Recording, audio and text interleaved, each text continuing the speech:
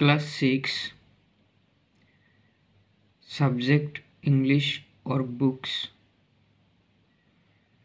Activity 1 Present Perfect Continuous Tense.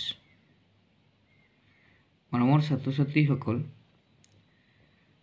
তোমালোকে প্ৰতিটো point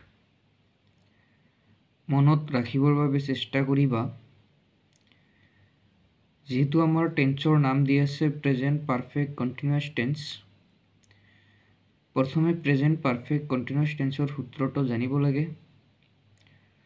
মই সূত্ৰটো গাই দিম। Subject plus have oblique has plus been plus ভাৰ্বৰ লগত ing plus object। এই সূত্ৰৰ ওপৰত ভিত্তি কৰি আমি প্ৰেজেণ্ট পাৰফেক্ট কণ্টিনিউৱাছ টেন্সবিলাক ৰাইট কৰিব পাৰোঁ আৰু এইটো সূত্ৰই আমি প্ৰয়োগ কৰিবই লাগিব। এতিয়া কোন ছাবজেক্টৰ লগত have হ'ব, কোন ছাবজেক্টৰ লগত has হ'ব, আগতে মই এইটো গাই দিম, তাৰপিছত টেন্সবিলাক ৰাইট কৰি দিম। ছাবজেক্ট আই হ'লে have been হ'ব, ছাবজেক্ট ইউ হ'লে have been হ'ব, ছাবজেক্ট দে হ'লে have been হ'ব, ছাবজেক্ট বহুবচন হ'লে have been হ'ব, ছাবজেক্ট হি হ'লে has been হ'ব, সাবজেক্ট she হ'লে has been হ'ব, সাবজেক্ট it হ'লে has been হ'ব, নাউন হ'লে has been হ'ব আৰু একবচন সাবজেক্টৰ লগত has been হ'ব। এতিয়া মই টেন্সলৈ আহিম। Rewrite the following sentences using the present perfect continuous tense form of the verbs given in brackets। বন্ধনীৰ ভিতৰত যিটো ভাৰ্ব দি আছে এই ভাৰ্বৰ কামখিনি কৰি দিব লাগে আৰু এইটো প্ৰেজেণ্ট পাৰফেক্ট কণ্টিনিউৱাছ টেন্সৰ গঠন প্ৰণালী লৈয়ে কৰি দিব লাগিব। Number 1 I write for an hour। ইয়াক এনচাৰ কৰিলে এনেকুৱা হ'ব যে মই আগতীয়াকৈ ৰঙা চিয়াহীৰে লিখি দিছোঁ, এতিয়া অকল গাই দিম। I have been writing for an hour। Number 2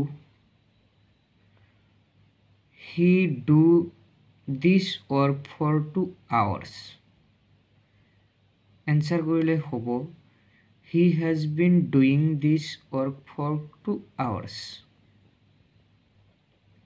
Number 3 I study in this school since 2012। Answer কৰিলে হ'ব I have been studying in this school since 2012। Number 4 Rina read a book for 5 hours। ইয়াক answer কৰিলে হ'ব Rina has been reading a book for 5 hours। Number 5 she sleeps since 5 p.m। ইয়াক answer কৰিলে হ'ব she has been sleeping since 5 p.m। Number 6 the children play for half an hour। ইয়াক answer কৰিলে হ'ব the children have been playing for half an hour। Number 7 it rained since last night। ইয়াক answer কৰিলে হ'ব it has been raining since last night। Number 8 we live in this town for 10 years। ইয়াক answer কৰিলে হ'ব we have been living in this town for 10 years। Number 9 she suffer from fever for 3 days. ये cancer করলে হবো she has been suffering from fever for 3 days.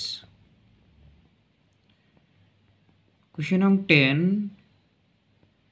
Rupam write an essay since morning. Answer করলে হবো Rupam has been writing an essay since morning. Number 11. The crow cow for a long time. Answer করলে হবো The crow has been cawing for a long time. Number 12. We sit here for 2 hours. Answer করলে হবো We have been sitting here for 2 hours. Number 13. I try to solve this sum for 10 minutes. ये cancer করলে হবো I have been trying to solve this sum for 10 minutes. মৰমৰ ছাত্ৰ ছাত্ৰীসকল যদি তোমালোকৰ মোৰ ভিডিঅ'টো ভাল লাগিছে